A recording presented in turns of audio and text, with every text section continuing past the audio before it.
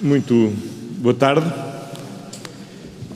O Conselho de Ministros de hoje definiu um conjunto de regras que vigorarão em todo o país a partir do próximo dia 15, tendo em conta qual é a evolução que temos tido da pandemia e, por outro lado, também aquilo que é a evolução previsível face ao regresso da atividade normal, muitas pessoas estão em férias, e da reabertura do ano letivo. Como temos feito, nós tomamos a decisão com base na evolução que tem-se verificado ao longo do tempo. Aquilo que nós podemos constatar neste primeiro slide que temos aqui para mostrar é que, tendo um crescimento e uma evolução de novos casos claramente abaixo daquilo que seria um crescimento exponencial da pandemia, tem-se vindo a verificar uma constante de aumento de novos casos desde o fim da fase de confinamento. Ou seja, desde o início de maio tem vindo a verificar-se um aumento constante do número de novos casos. Sempre dissemos que, naturalmente, eliminando o desconfinamento, aumentando o nível de atividade, isso seria provável que viesse a acontecer. Contudo, se olharmos para o indicador do risco de transmissibilidade, nós podemos verificar que, ao longo de todo este período, nunca nos afastámos significativamente de 1%, uns dias e umas semanas ligeiramente abaixo, uns dias e umas semanas ligeiramente acima desse risco de transmissibilidade.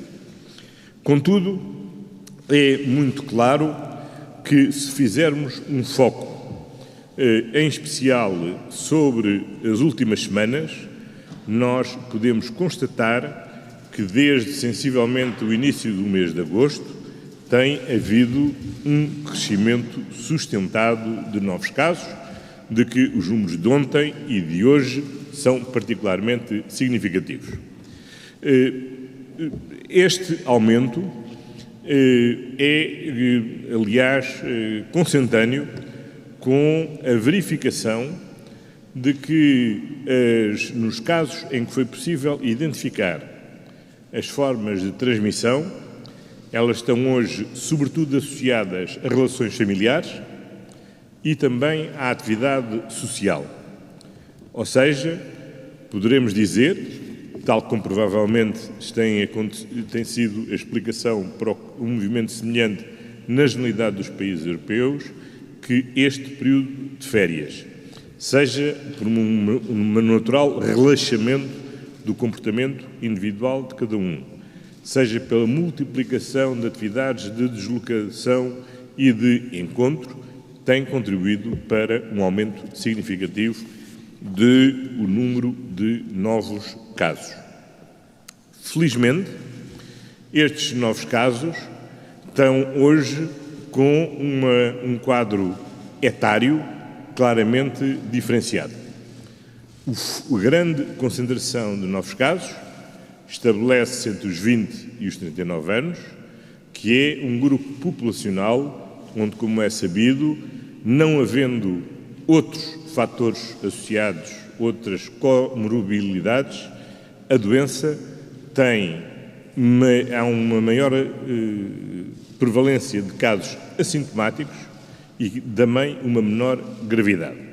Por isso, não obstante termos verificado esse aumento do número de pessoas infectadas, verificamos também uma estabilização do número de pessoas que estão internadas em geral e, em particular, do número de pessoas que estão internadas em cuidados intensivos.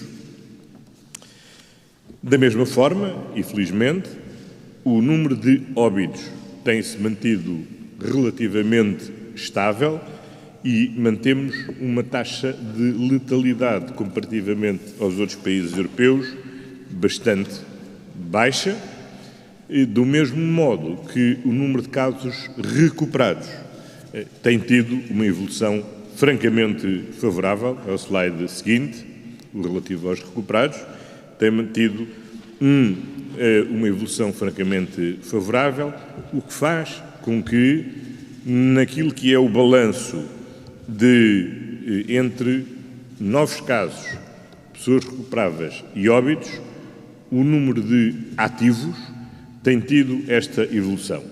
Tivemos uma subida muito significativa desde o início de fevereiro até a um pico que se situou de cerca de 18 de maio, onde chegámos a ter 24 mil casos ativos, depois uma queda abrupta, depois uma estabilização e uma tendência de crescimento do número de casos ativos nas últimas semanas, estando neste momento o número de casos ativos nas 16.408 pessoas.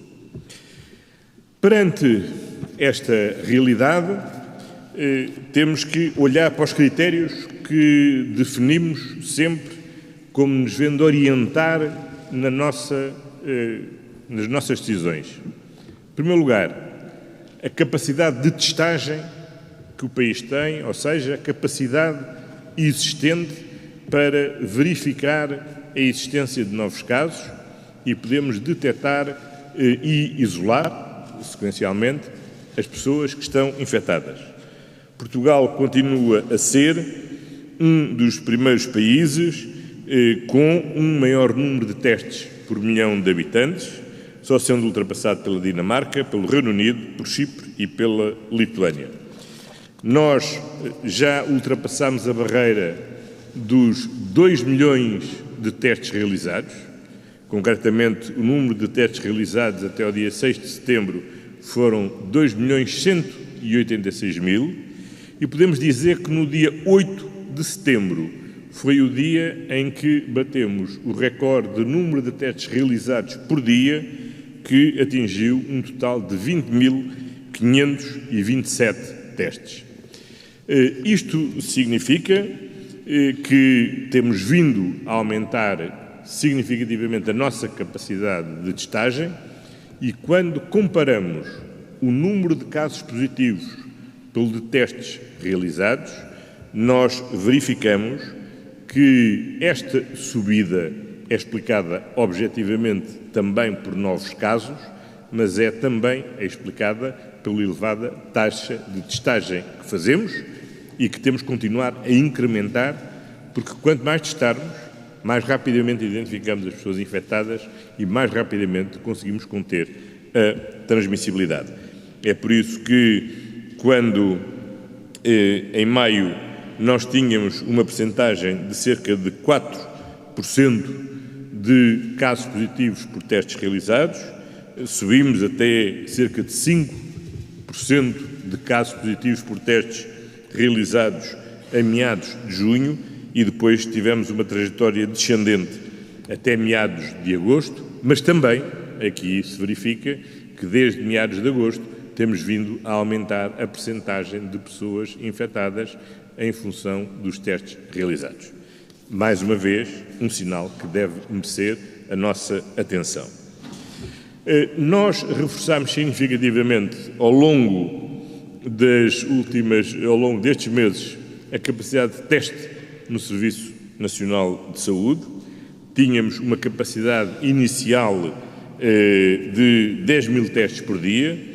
Já temos neste momento testes realizados só no Serviço Nacional de Saúde, uma capacidade de testagem de 14.000 testes e com os investimentos que estão previstos realizar ao longo das próximas semanas no âmbito do Programa de Estabilização Económica e Social, só no Serviço Nacional de Saúde aumentaremos esta capacidade de testagem para mais de 21.000 testes dia. É preciso ter em conta que, para além desta capacidade de testagem do Serviço Nacional de Saúde, nós trabalhamos em rede, quer com a academia, quer com os laboratórios privados. Se repararem, em abril havia 50 laboratórios acreditados para realizarem testes, neste momento há 102 e estamos neste momento a concluir a assinatura, um protocolo que iremos assinar com a Fundação Francisco Manuel dos Santos e o Instituto de Medicina Molecular, que nos permitirá aumentar de uma forma muito significativa a capacidade de testagem já hoje instalada. E isto é decisivo, porque nós temos de, neste momento em que as escolas vão reabrir, em que as pessoas vão regressar ao trabalho, temos que ter a capacidade de, assim que há um caso suspeito, testá-lo imediatamente, ter uma resposta o mais rapidamente possível, poder determinar qual é o universo de contactos que teve e que eventualmente têm que ser testados ou que têm que ser submetidos a quarentena, sem que isso conduza à paralisação de uma turma inteira, pior, de uma escola inteira, de uma empresa inteira ou só do universo mais limitado de pessoas com quem uma pessoa que seja infectada tenha estado em contacto. Neste sistema de prevenção, a aplicação Stay Away Covid é da maior importância e queria renovar o apelo para que haja uma utilização efetiva desta aplicação. Eu recordo que esta aplicação é anónima, ou seja, ninguém sabe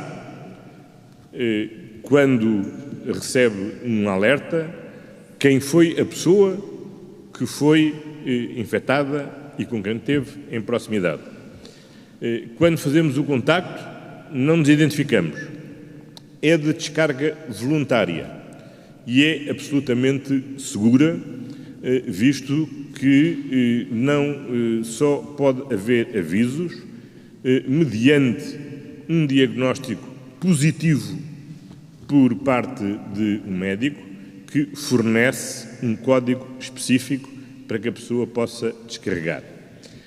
Chamo também a atenção que as pessoas que têm a aplicação não passam a ser alertadas de todos os casos, novos casos que existam no país.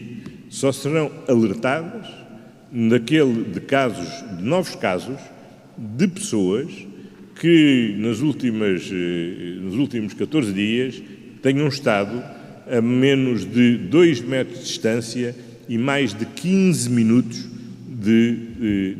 na proximidade dessa pessoa.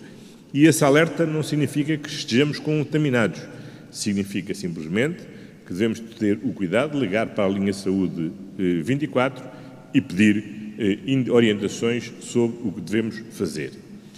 Eu chamo a atenção que esta aplicação é particularmente útil para, por exemplo, alunos, docentes e outros profissionais das escolas, porque nas escolas vão estar muitas pessoas e é importante que rapidamente possa haver um alerta em caso de necessidade. É muito importante nas empresas, sobretudo de maior dimensão, onde muitas pessoas estão em contacto. Lembro-me, por exemplo, das redações dos órgãos de comunicação social, onde estão, muitas vezes, dezenas de pessoas no mesmo espaço e que têm, pela sua própria atividade, uma enorme interatividade, quer com colegas de trabalho, quer com as pessoas com quem contactam no exterior. É da maior importância para quem é utilizador regular dos transportes públicos, porque, como sabemos, nos transportes públicos tendemos a estar a menos de 2 metros de distância e mais de 15 minutos com outras pessoas. Portanto, até ao momento, já há mais de 735 mil pessoas que utilizam esta aplicação e o apelo que fazemos é que haja uma utilização intensiva desta aplicação. Porquê? Porque quanto maior número for de pessoas que tiver descarregado a aplicação e a estiver a utilizar, mais eficaz ela é. Mais rapidamente podemos saber que tivemos em contacto com alguém de risco e podemos tomar as precauções devidas. E, mais rapidamente, podemos também comunicar e partilhar de uma forma totalmente anónima o risco de, involuntariamente, termos contaminado outras pessoas sem o saber. Eu recordo que a esmagadora maioria dos casos de pessoas infectadas, as pessoas estão assintomáticas, ou seja, não têm sintomas e, portanto, não têm elas próprias consciência que estão infectadas. E, por isso, involuntariamente, estão a incorrer no risco de estarem a contaminar terceiros. A melhor forma de garantir e alertar esses terceiros é, precisamente, podermos descarregar, temos esta aplicação, e no caso de nos vir a ser diagnosticado que estamos infectados, rapidamente podemos comunicar a N pessoas, muitas das quais não conhecemos, porque são pessoas com quem nos cruzamos simplesmente no transporte público, ou na rua, ou no supermercado, ou em qualquer outro espaço, que estiveram em contacto com uma pessoa que, entretanto, foi dada por contaminada.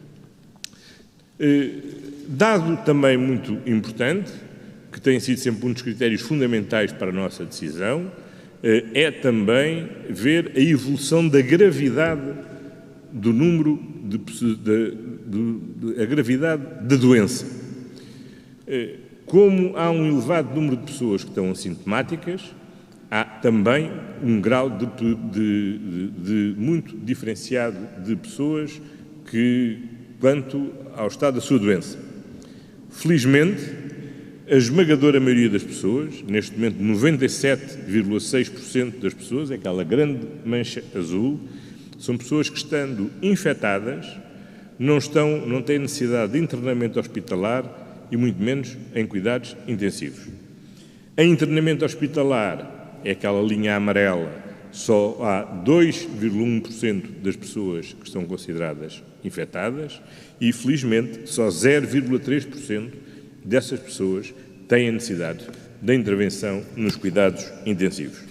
Significa isto que, quer porque temos maior capacidade de testagem, quer porque temos novas ferramentas de alerta como o Stay Away Covid, quer pela evolução, felizmente, benigna da generalidade das infecções na generalidade da população, nós podemos dizer que, sendo muito claro que nas últimas 3 semanas tem havido um crescimento sustentado da difusão da pandemia, isso felizmente não se tem vindo a traduzir num agravamento da situação da doença a exigir internamento, quer em unidades hospitalares, quer nos cuidados intensivos, nem um aumento significativo do número de óbitos.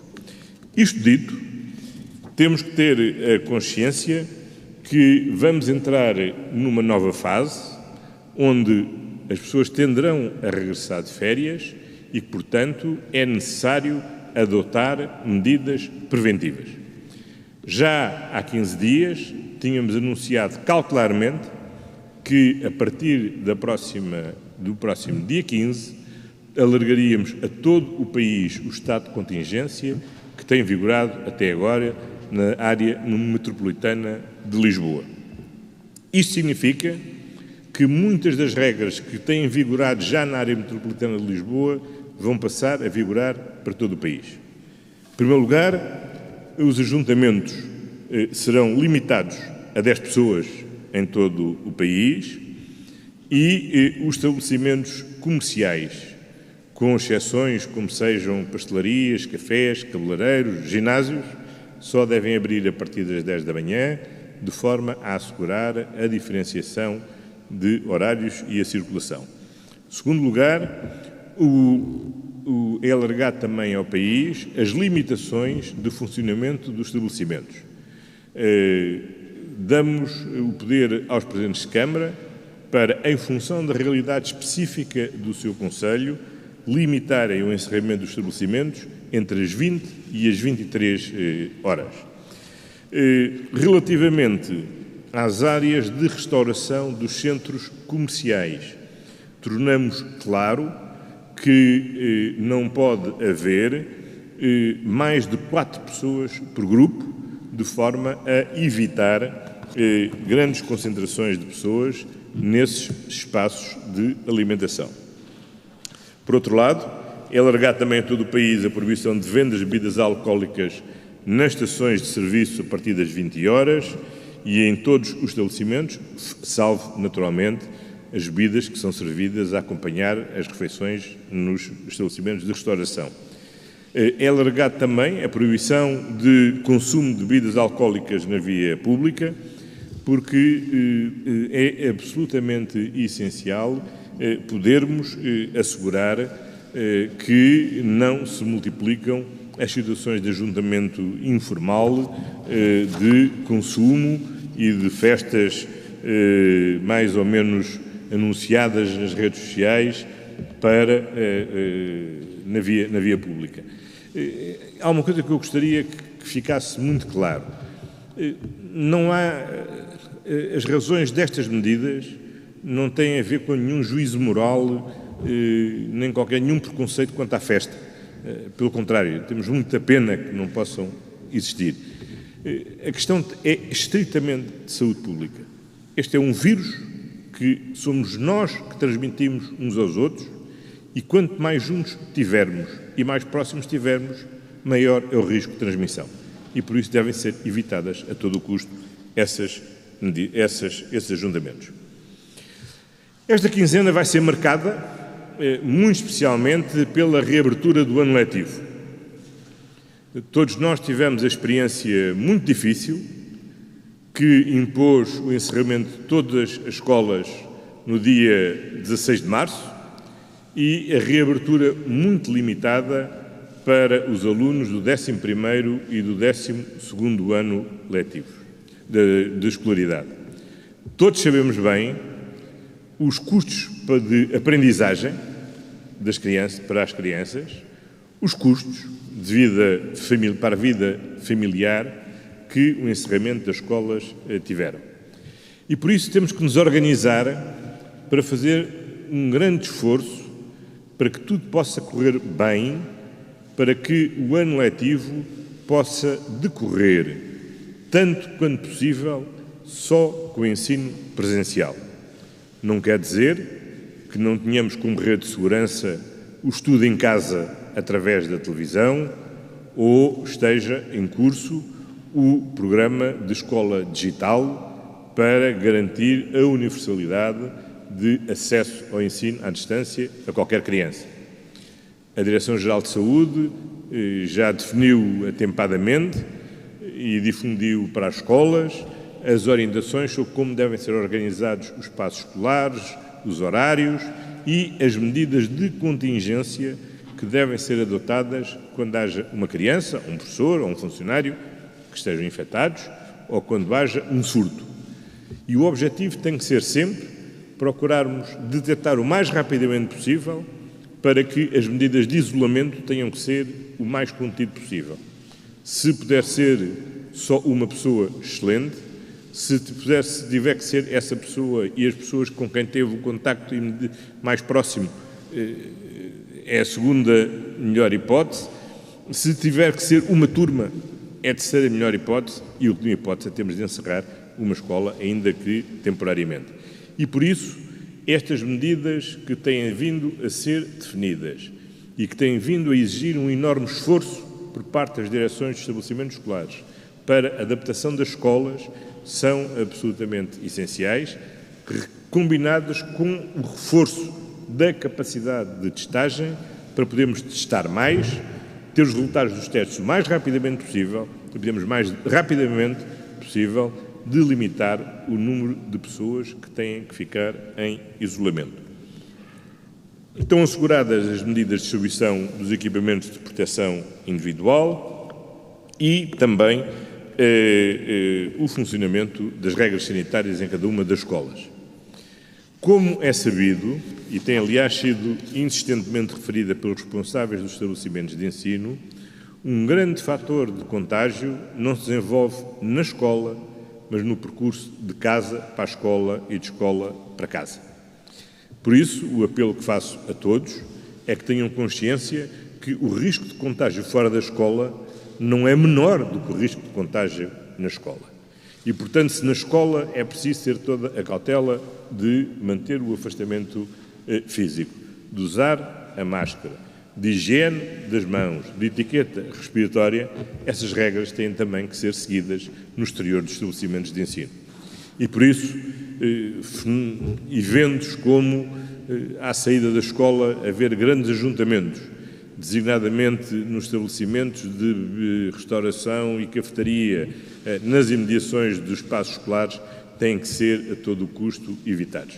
E por isso temos uma norma específica para todos os restaurantes, cafés, pastelarias e afins que estejam no raio de 300 metros de qualquer estabelecimento de ensino, de forma não só a respeitarem a lotação máxima que existe para todos os estabelecimentos, mas para impedir que dentro de cada estabelecimento haja grupos com mais de 4 pessoas. Ou seja, podem estar 2 mesas juntas com 4 pessoas, não podem estar 4 mesas juntas com 8 pessoas, porque é necessário assegurar também fora do espaço escolar a existência dessas restrições.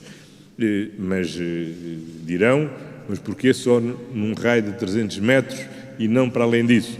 Bom, temos que fixar um critério, este é o critério que já tem sido adotado relativamente a outro tipo de atividades comerciais ou de outro tipo de atividades, foi esse o critério que quisemos manter, mas sobretudo o apelo que fazemos é à responsabilidade de cada um.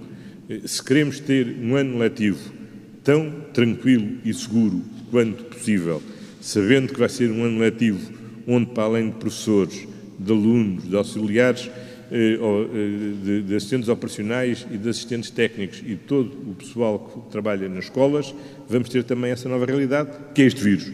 E, portanto, isto requer cuidados particulares e exigências particulares, dentro da escola e fora da escola. E isso é essencial, não só para evitar as contaminações na escola, mas também para evitarmos as contaminações na família.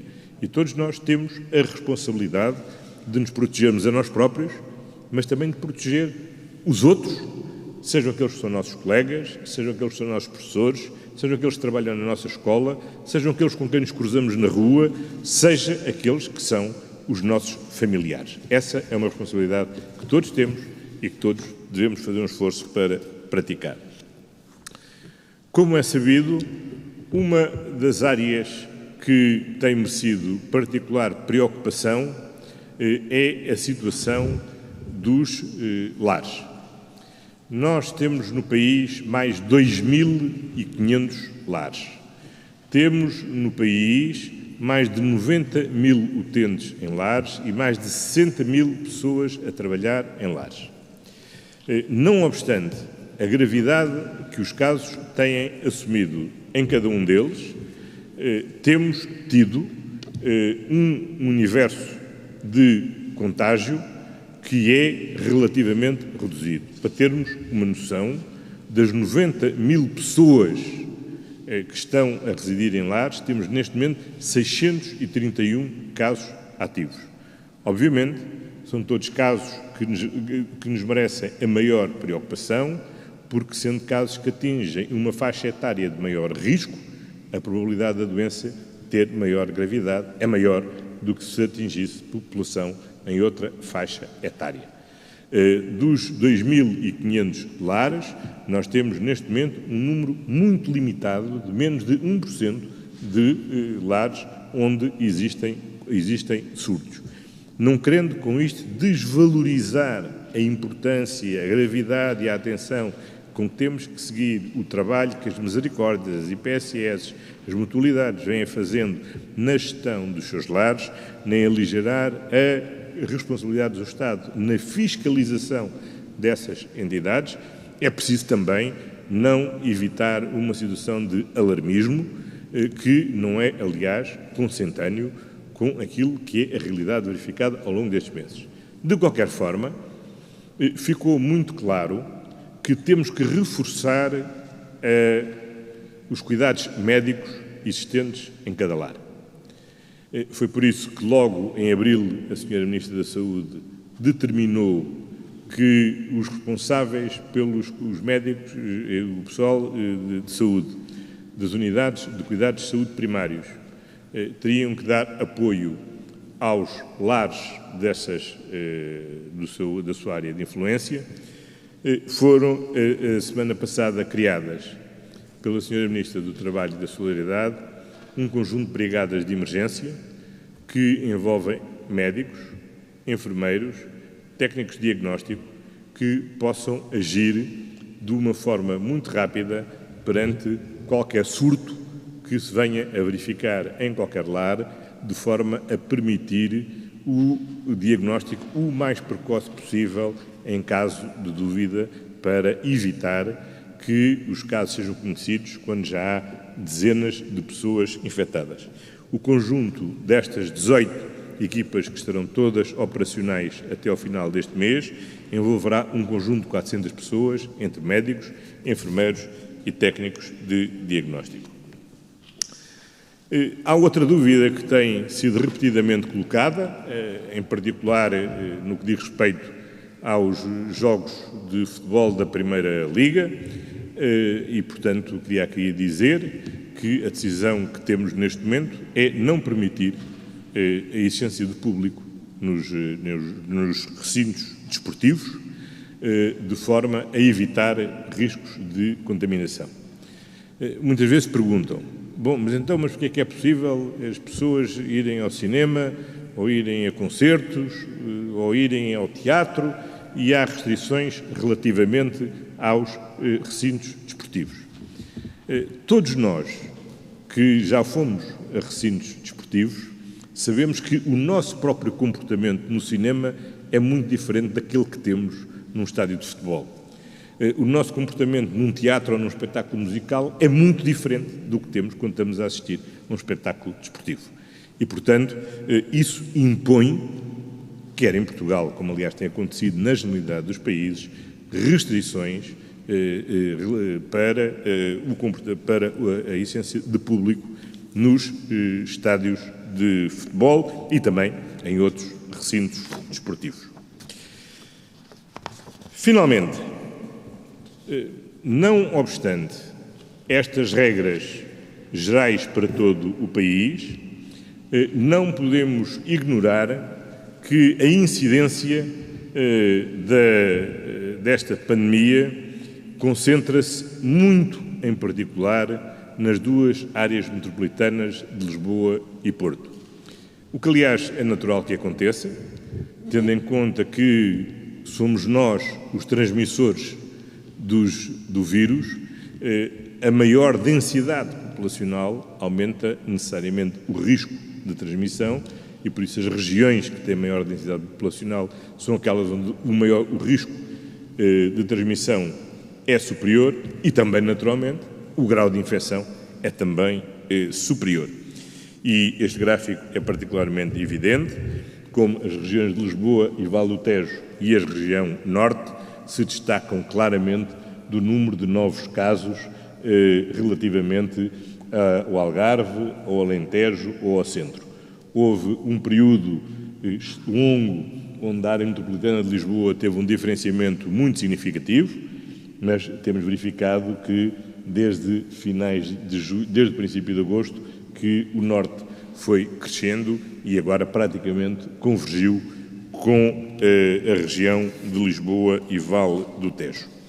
Por isso, relativamente às áreas metropolitanas de Lisboa e Porto, é necessário fazer um esforço acrescido para evitar a concentração de pessoas e, designadamente, quer no uso dos transportes públicos, quer nos locais de trabalho.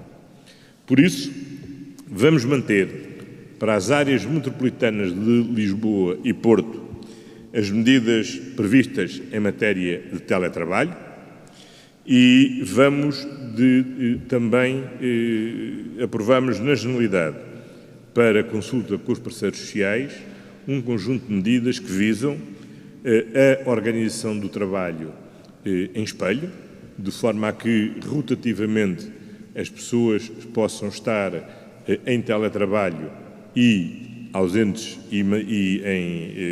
ou em trabalho presencial, assegurar o desfazamento horário, quer das entradas e das saídas, quer o desfazamento horário das pausas e das refeições.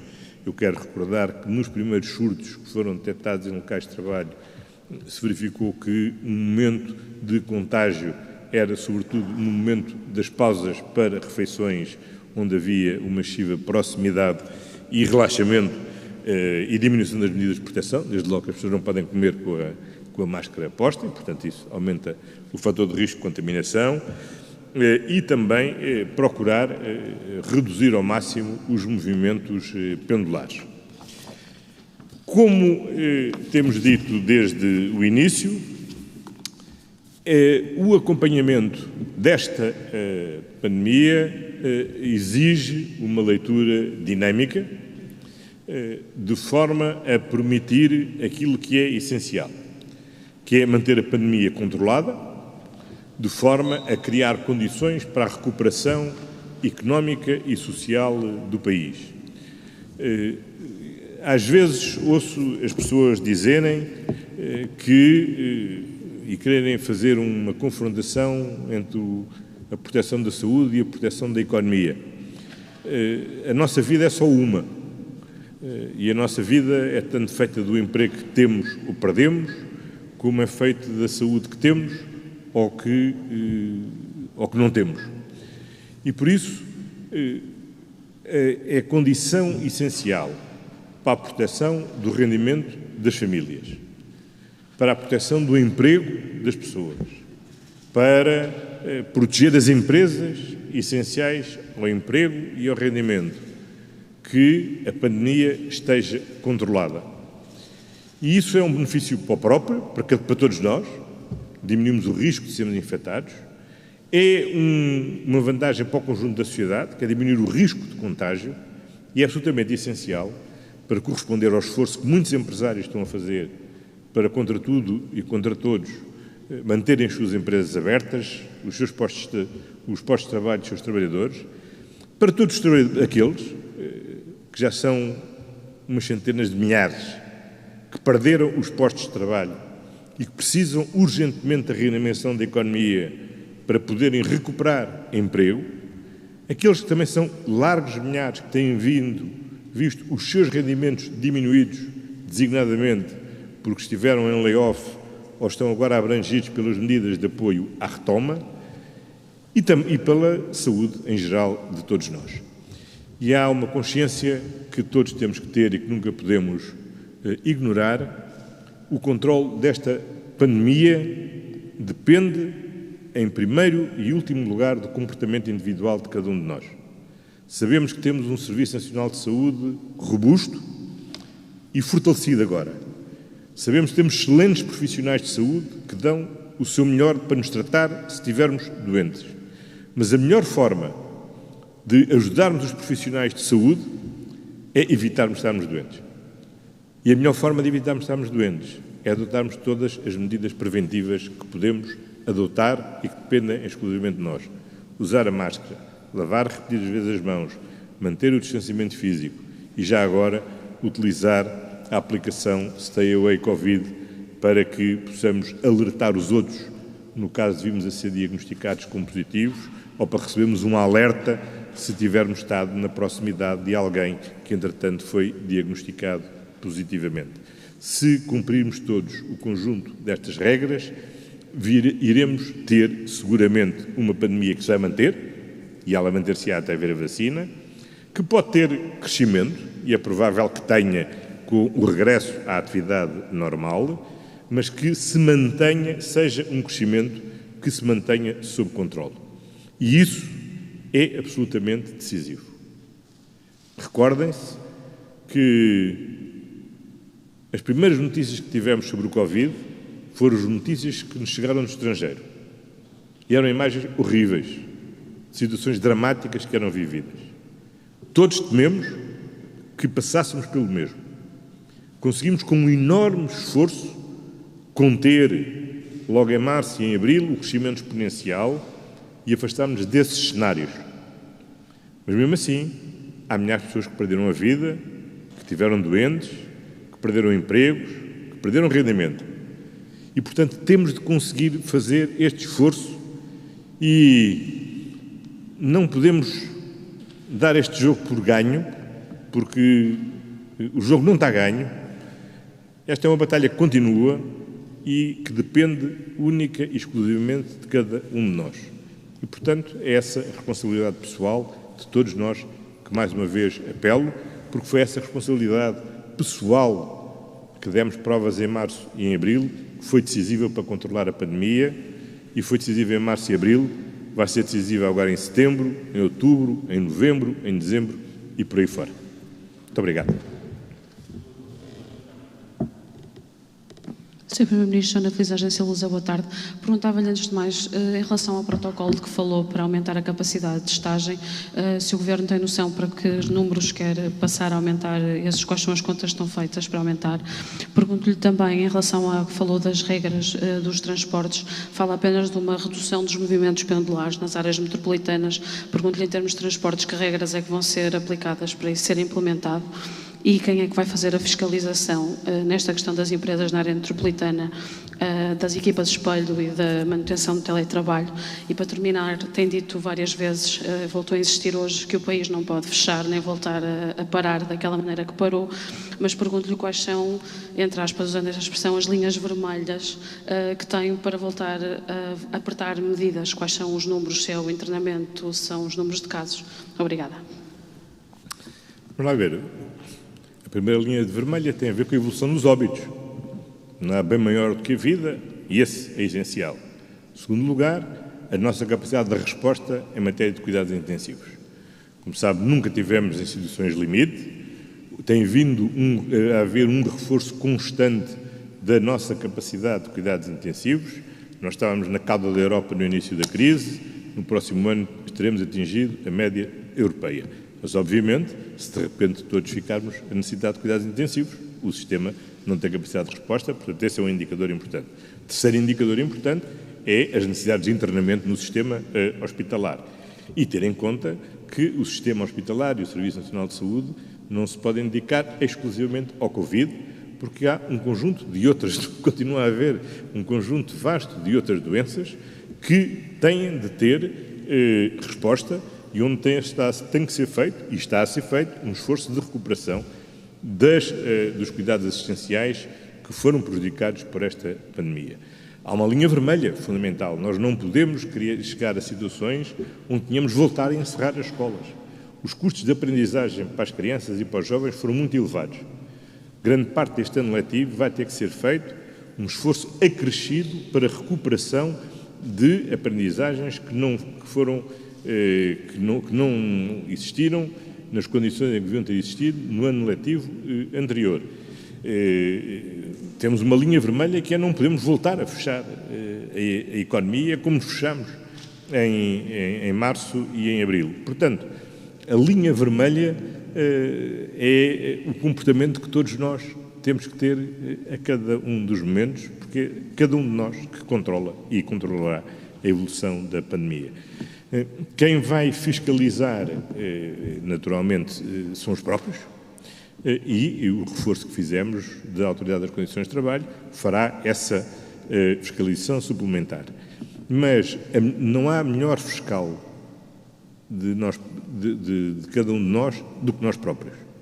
E não podemos ter um polícia, um inspetor atrás de cada pessoa, em cada empresa, em cada local de trabalho. Cada um tem que fiscalizar e tem que cumprir as regras. E nós demonstramos, com notável civismo, a capacidade de cumprir e respeitar essas regras, e se o fizermos, faremos com sucesso. Quanto aos transportes públicos, as regras que existiam mantêm-se, a obrigatoriedade da máscara, o reforço das frequências sempre que foi possível que isso aconteça, mas, sobretudo, é importante aqui jogar com o fator de diferenciação dos horários.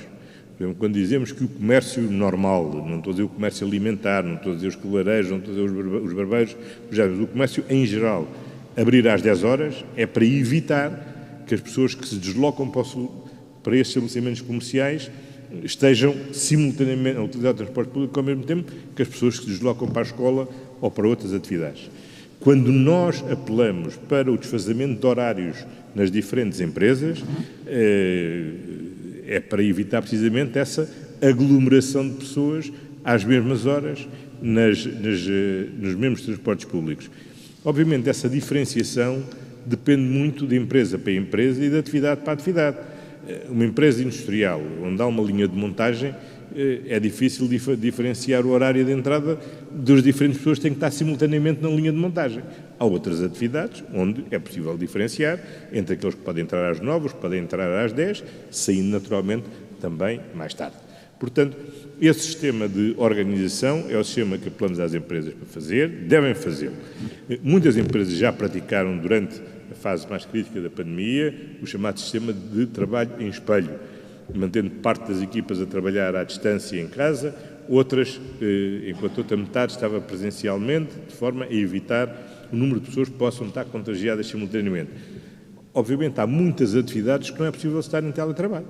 Quer dizer, é necessário ter o atendimento presencial. Por exemplo, em matéria de serviços públicos, nós temos um número muito significativo de funcionários públicos em teletrabalho, mas vamos ter que assegurar que não estarão em teletrabalho todos aqueles que têm que estar ao balcão de atendimento presencial, porque as pessoas continuam a precisar de serem atendidas presencialmente, e isso não se faz em teletrabalho. Portanto, esse é um esforço de organização que temos que fazer de forma a evitar o mais possível as aglomerações.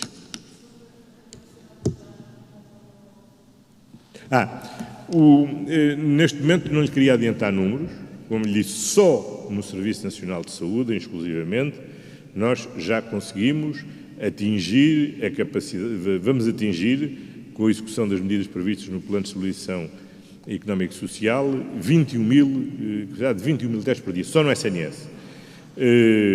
No dia 8, tivemos o recorde, desde o início desta crise, com mais de 20 mil testes realizados, não só pelo SNS, mas também pela Academia e pelos laboratórios privados. Hoje temos o dobro de laboratórios do que tínhamos no início desta crise.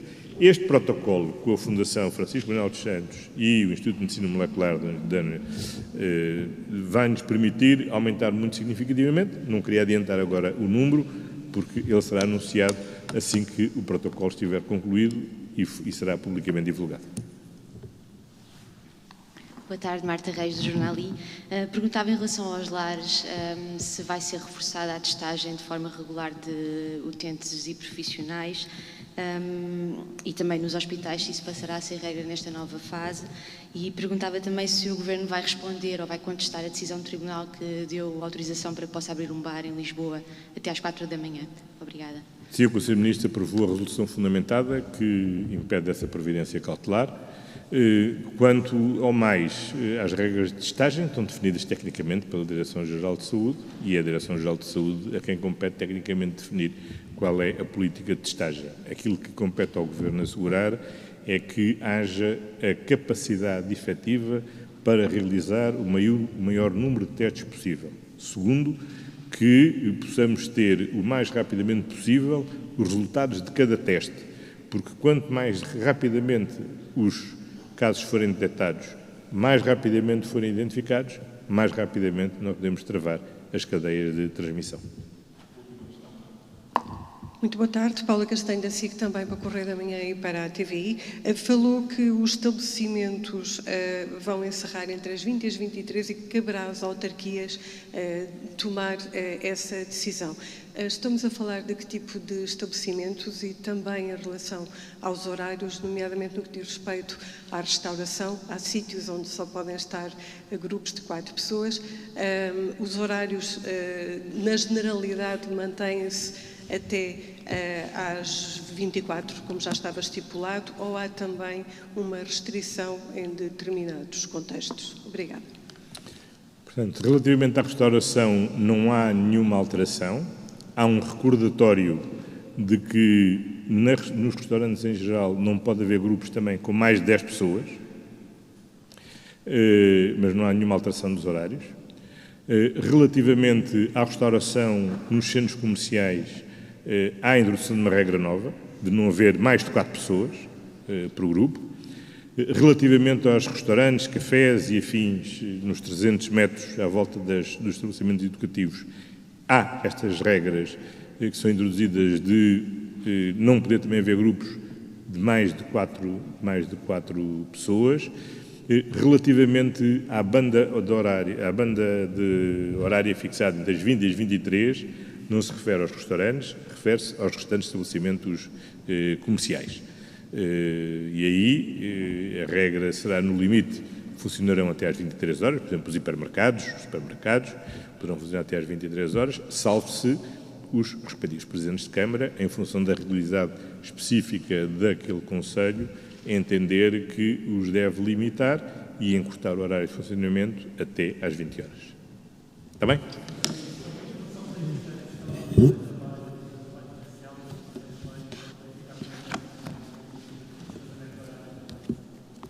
Portanto, há um diploma que foi aprovado e que é obrigatório para as áreas metropolitanas de Lisboa e Porto e que foi aprovado na Generalidade no Conselho de Ministros para poder seguir para a audição com os parceiros sociais, de forma a que possa ser adotado no próximo Conselho de Ministros. Está bem?